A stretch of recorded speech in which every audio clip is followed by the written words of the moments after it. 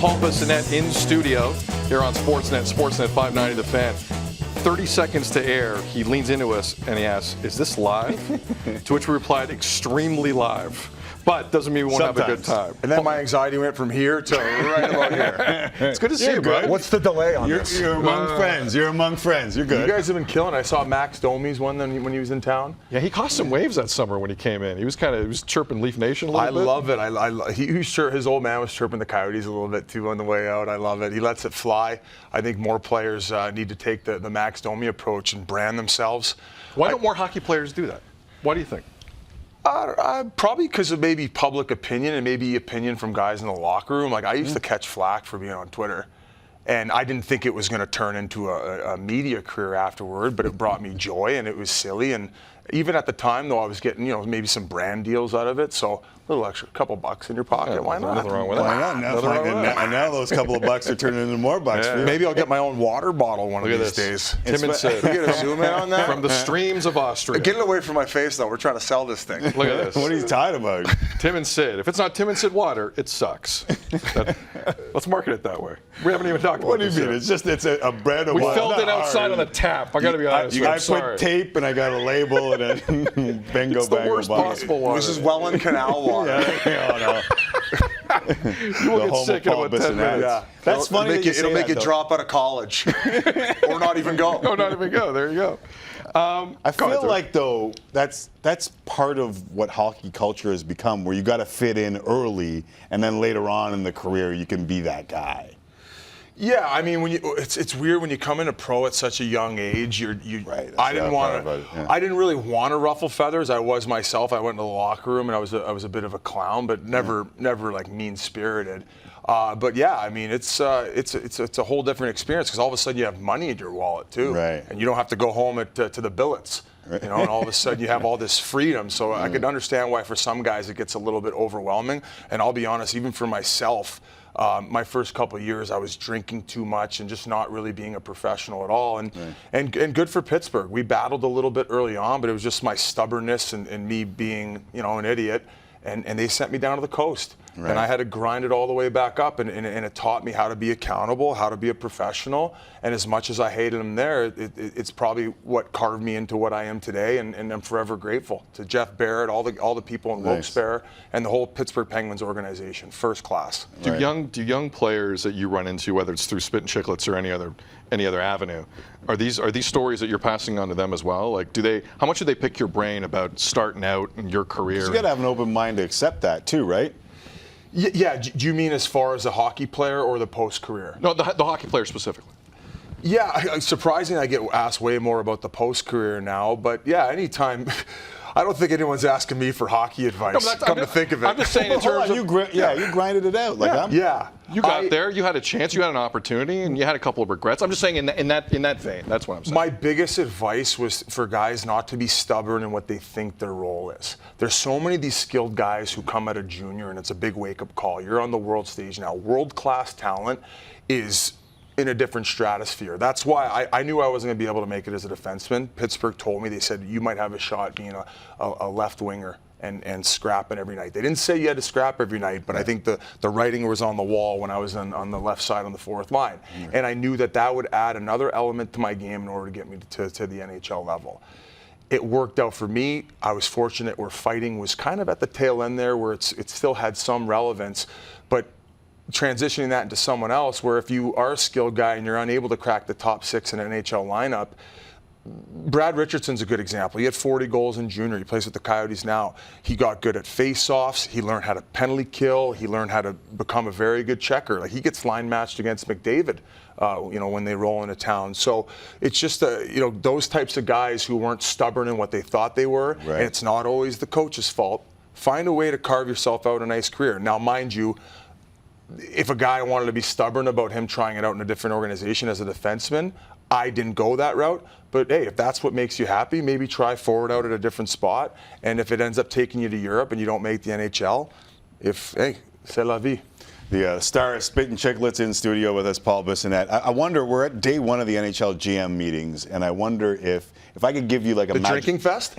Yeah, where they just sit around drinking. Is that what they do? And they're cheating us by... Bettman gives them the credit card, and they all go get a nice weekend away. Right, and someone says, hey, this is what they're working on. They're working on e-bug stuff. Yeah. Now, if I gave you a magic wand, you could change anything in the league. You ever thought about something like that? I think they're doing a great job, and I feel like a lot of people like to harp on the league for how slowly it's progressing, but there's so many different variables and different sectors that they're trying to grow. And I guess if I could pick one thing, it would be nice if they maybe put a little bit of attention, and maybe they are doing this behind the scenes, in figuring out a way they can sustain women's hockey. Right. Okay, I'm not saying stroke a check. I think they'll get there eventually. And I do too. I'm hoping they get there. And once again, it goes back to that crowd that's being very vocal about do it now, do it this way. It's just, man, there's some things to figure out here before this, because you don't want it to a check to be written, hand it off, and then all of a sudden it's right back where it was. There has to be some serious conversation about how it's going to be consumed, where it's going to be played, and ultimately paying these women what they should be earning. They're world-class athletes. The emergency goalie story. Before you jumped in the studio, Tim and I had a conversation earlier in the show. I still do not believe, and again, David Ayers seems like a very nice guy. Awesome. I still don't believe in the States this was a good story. I don't believe the publicity this garnered down there was healthy, because it looked a little Mickey Mouse. It looked like you weren't like a top-level league, and that's how it was portrayed. And quite frankly, I was shocked how often the NHL social media accounts were blasting this stuff out. Part of me understands it. The other part of me doesn't. I don't think everyone was laughing with the league on this. Your stance on this rule going forward is what?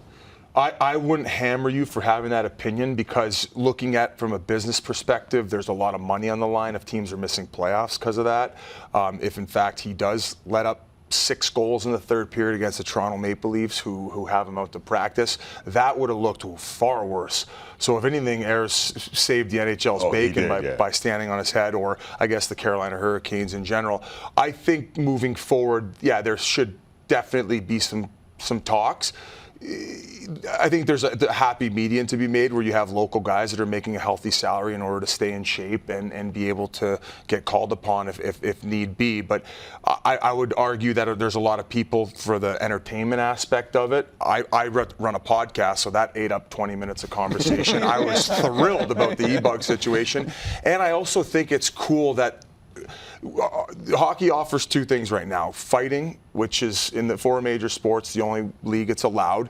People would argue that they hate that. I like where it's gotten, where it's organic. I'll leave it at that. Right. And the fact that some guy off the street can end up in a professional hockey game. I think that is so cool. It doesn't happen that often. I think it's happened 3 times in the entire history of the league. But I can't agree with you on a business standpoint, especially if I was an owner stroking checks. Let me ask you that, because you do work with the Coyotes, and obviously Spittin Chiclets is big up here, but it's also big in the States. How do you think the game is doing south of the border? I think it's doing awesome. I mean, just from what's helping it in Arizona, as much as the team playing a lot better, is the fact that it's such a nice place and a lot of guys are retiring there. Right. So much like the St. Louis Blues, who's a prime example of their alumni program, which is first class. Kelly Chase and all those guys do a great job running that. And getting kids to play. Because kids are coming out of St. Louis. These former NHLers are coaching them. Right. They're getting world-class advice. So now all these players are popping up around Arizona. Matthews is, a prime example. But, Shane Doan's there. Tyson Nash's son's playing for the Lethbridge Hurricanes in the Western Hockey League. So you're starting to see some kids come out of Arizona. I hope that they can figure out maybe the arena situation, whether it's even staying there if the team gets better and they're able to fill out the building. If that's moving, I think that it can grow in areas like that. If I was a Canadian market where I didn't have a team, I could understand where the frustration would be at hey, we think we can support this. But I think long term, I think hockey down south is going to work. And you're seeing it in markets like Tampa Bay. They're selling out every game. You saw LA for a while there. They're still drawing well. So I think it's a good thing. Spittin Chiclets has become quite the megaphone here. And congratulations on everything that's become for you guys. Yeah, thank you. I appreciate that. My question for you is, as you get even bigger, are you and the NHL community, as we've kind of talked about in terms of being outgoing, we're still in its infancy in a lot of ways. Do you find guys maybe are more hesitant to come on with you, considering if something is said, if something is misconstrued, the entire hockey world is listening to you guys right now. Do you find you're getting so big that's the case right now, or am I overstating it? Yeah, I mean, we've certainly grown in size, and it's hard because I'm finally realizing maybe how much power our words have, and I personally don't want that responsibility, man. I'm just a clown who played in the fourth line who, likes to have a few beers. But you're here now, man.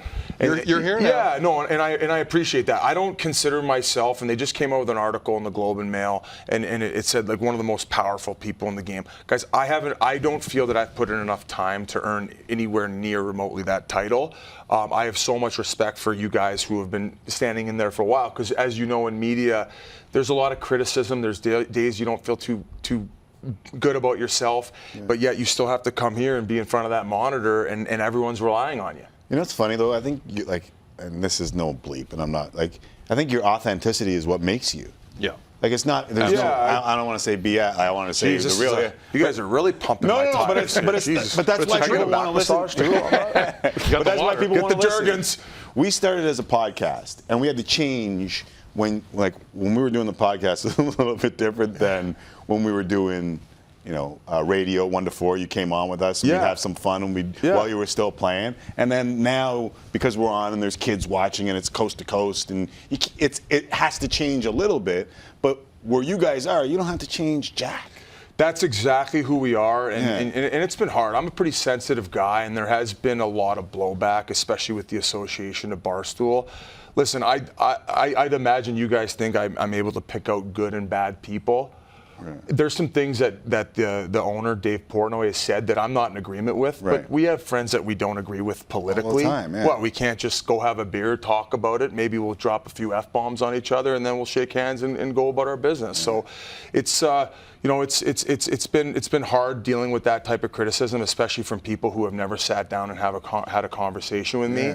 But hey, I think it's nice that we're able to do our own thing. Nobody's controlling our words, and sometimes we may cross that line. But ultimately, it was just to try to entertain and give people something to consume that they enjoy. But we need more of that in this world right now. I agree. We need more people I can disagree with you. We can shoot the bleep, have a conversation, it's gross. And then walk out the door because it's gross where it's gotten. It's frustrating. Do you think we could turn we get it a lot. This guy gets it way more than I do. I read his mentions sometimes, and I want to for him. Well, okay, so I want to get mad. I'm always curious as to how media members think about what they think about me, because sometimes I'll just be like, all right, I'm lighting this guy up. I don't give a shit.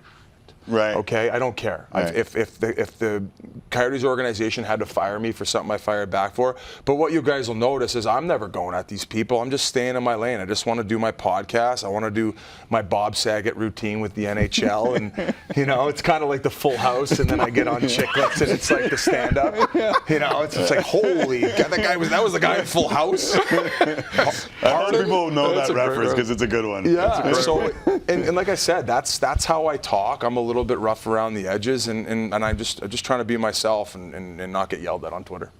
But that's never gonna. You know what? No, I know. You don't think it's gonna change? No, that'll never. But that's what's so. When I'm the guy who doesn't say. I won't even do. I don't even participate in Twitter anymore because it's turned into that. Yeah, it's not And fun I used anymore. to have nice conversations with people I completely disagree with. Yeah. That doesn't happen anymore. No, it's frustrating. I can tell how intense you're getting. You're getting in your seat, for real. Right? And I have a problem because I feel like I'm a stand-up guy. Yep. And if you say something that I disagree with, I'll say it back to you. Yep. But there's no conversation anymore. A lot of yelling. Yeah, it's just who can yell louder, and that's not what I'm about. All right, then let's lighten it up here. Yep, let's lighten it up. Because you guys on Spittin Chiclets, you guys talk about everything, but you also mess around and you enjoy having a good time, and that's why the pod is just developed into what it is. You're not going to make me read off the teleprompter. No, I can barely do that. I'm not going to ask you to do it. So a couple of years ago, when the GM meetings first started, and we did this show on television in 2015, we noticed when all the GMs were walking into Boca Raton, they had an outdoor kind of walkway, and the cameras were there. and some GMs from a fashion sense took it more seriously than others. So I want to take you back to. It felt like a walkway. They should. Felt like a runway. Felt like a runway. You want more revenue? Make a runway show for all the GMs at the GMs meetings where they come out in their suits and they got to do the little catwalk. Okay, well, we basically have a pilot then for you because we did this in 2015. Let's go back in time. Let's go flashback.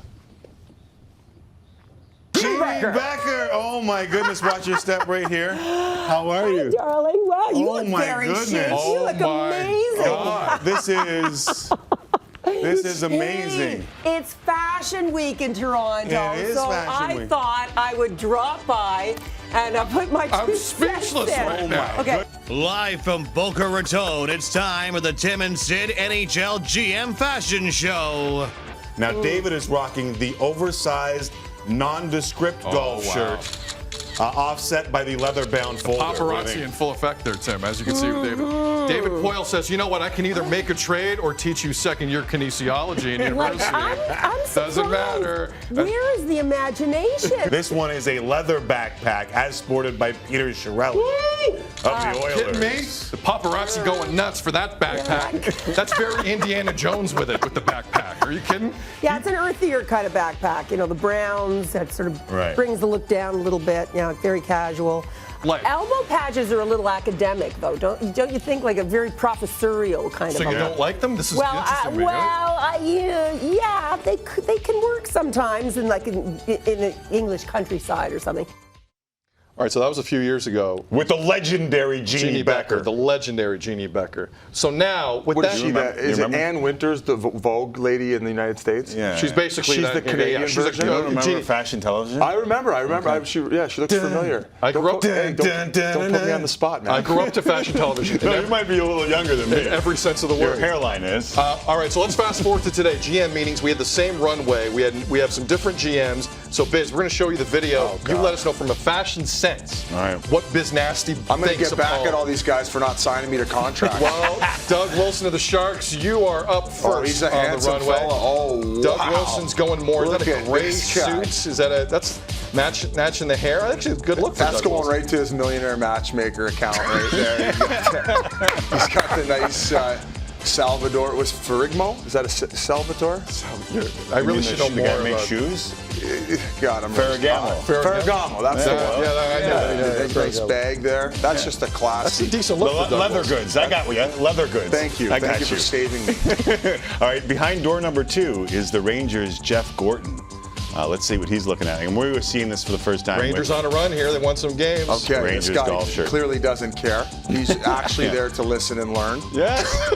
It would have been a power move if he would have tucked the golf shirt into his underwear. That would have been risen a little bit above the belt line. That's how Cam Bissonnette used to do it. Oh, yeah? He just, use a showstopper. Really, look at that. Good walk, though. That's that's I could get a wild card spot. Not crazy about the Browns on the belt and shoes. I was not thinking the same matching. thing.